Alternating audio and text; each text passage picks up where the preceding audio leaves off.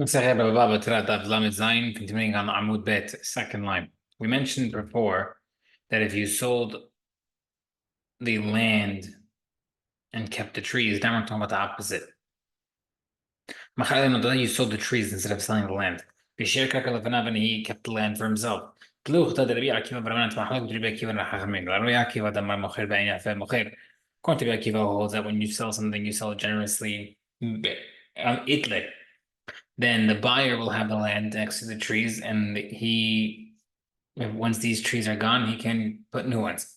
But the person does not sell it generously. That means he did not sell the land around his trees, and the seller will have the rights to the land, and he could replant his own trees. Now, Rabbi Akiva hold that the buyer had land under the trees, and even according to Razvid, the Amar Enlo, that he holds that when someone's buying the trees and another person's buying the land, in that scenario, he had mentioned that the buyer doesn't get it over there. He only says that only applies when there's two buyers for the field and the trees.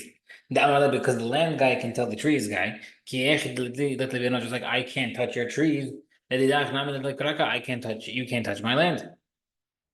But over here, regarding one guy buying the trees on my land, Razid would agree over here that the guy sells it generously and he's giving him the land that the buyer could have his own trees. But according to Hanuman says that the buyer does not get the land. According to Rabba and the other Machlokes Yeshlo, who says that when the guy is selling it to two people, trees and land to two different people, he held over there that the guy does get the land there. But over here to agree, Hanuman the only reason why he says over there is by two buyers. That because the buyer of the trees can tell the buyer of the land, like he sold you the land generously, take a lot of land.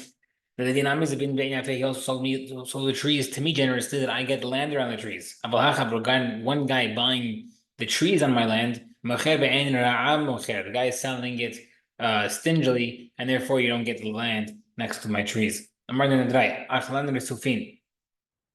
the case of the 30 trees in the property, we mentioned the guy ate 10, 10, 10.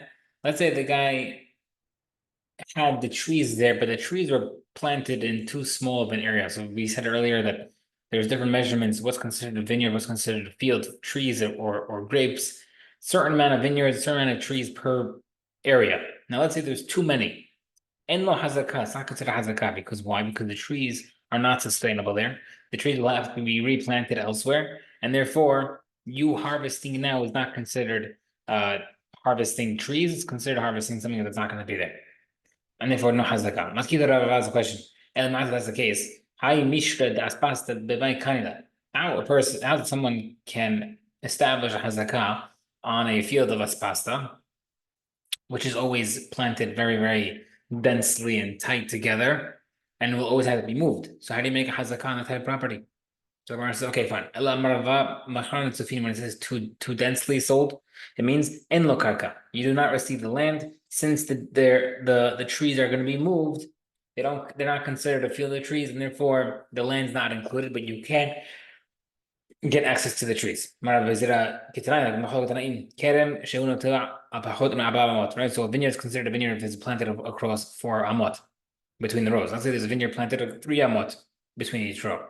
Rabbi Shimon Omer, it's not considered a vineyard, it's just vines. But how does the camera is considered a vineyard?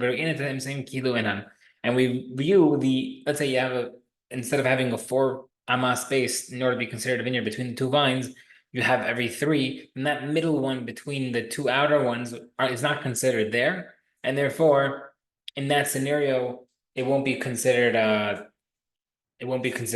part of the hazakah. Someone selling a palm tree to his friend. He acquires the land underneath the tree, deep into the earth, to the depths, meaning you could have access to it even after the tree dies. To the buyer. I sold you the tree the same way that you plant saffron, which is surface, not underneath the land. And therefore, take your quote unquote saffron, take your stuff that's on top of the ground and kish. Meaning, once your tree is done, it's done. I didn't sell you the underneath the tree. I sold you what's on top. So how come that I hold that you acquire the land underneath the tree as well? The guy gets the land only if he says that he bought it with the land. But otherwise, he's not gets the land. Like Gemara says, "I'm not there about kashish b'rid of his tar b'ashe." V'yikur kuman t'dishkan zamin might have it in the Let's say the guy does only the tree or only the saffron on top. What's stopping from every single person saying, "Oh no, I bought the land too," or "Oh, you need to claim it and he can win"? So I say, "No, yes, technically the guy can claim it." So how do you avoid a claim? Protesting. You should make sure that you announce within a 3-year period that the guy does not own the land, he only owes by the land, like we had before. You don't say this. The case of the surah security case where I'm using the guy's land to pay off the debts. At the end of these years, we're leaving the land and I don't get payment anymore because I'm using the land. All right, so now how does that work? We said this a couple of days ago that if the guy's gonna be there for 10 years, then he could technically lie and say that he bought the property. So the Gemara has been taken around and make an arrangement that will cause people to lose money. Ella must be, in that case, the borrower should have protested that land before 3 years passed. So regarding when a person is selling a tree or saffron without the land, you should protest before 3 years pass. Next Mishnah. There are 3 lands that have different halachot in Eretz Yisrael regarding chazakah. Yehuda, Ve'ever Herden, and Hagalil. These 3 places have separate halachot regarding hazakah. What's going on? Let's say the owner was in Yehuda. Ve'hazik be'Galil. And someone occupied his land in the Galil. Or be'Galil ve'hazik be'Dar. Or he was in the Galil and the person occupied his land in Yehuda. And a hazakah is not considered hazakah. We'll explain why. Unless they're together in the same country. Lo amru shlosh shanim ella. When Hachamim mentioned 3 years, that only meant to teach you that even if the original owner was in Spain, and which takes a 3-year travel back then, let's say the guy occupied it for the first year, the guy someone has to travel a year to tell this guy in Spain that someone's using his property. Then he can come back to claim back his year. He can claim back his field a year later. So that's what it means. 3 years, so that no matter where you are in the world, you have sufficient time to come back. But I don't care where you are, Yehuda, Galil, doesn't make a difference according to Rabbi Yehuda. Okay. Why does Tanakh hold that you may or may not be able to make a protest in a different country? If you hold that you can't protest only if you're protesting in front of the occupier, meaning the guy who's on my property, the mahalka whether or not I have to protest in front of him. So if you hold that you have to do it, even if I'm in Yehuda or in Galil, when the guy is in that place, I can't do it down the block. I have to do it to his face. So what does it make a difference where I am? But if you hold that you can't, that you can't make a